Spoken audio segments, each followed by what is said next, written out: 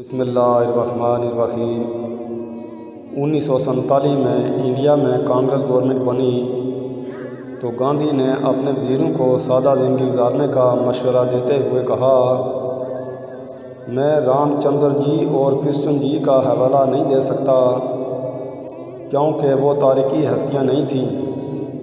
میں مجبور ہوں کہ سادگی کی مثال کے لیے حضرت ابوبکر صدیق رضی اللہ تعالیٰ عنہ اور حضرت عمر رضی اللہ تعالیٰ عنہ کے نام پیش کرتا ہوں۔ وہ بہت بڑی سلطنت کے حاکم تھے، پر انہوں نے فقیروں والی زندگی گزاری۔ دوستو، یہ مسلمانوں کی وہ ہستیاں ہیں جن کی تعریف غیر مسلم بھی کرنے پر مجبور ہیں۔ سبحان اللہ۔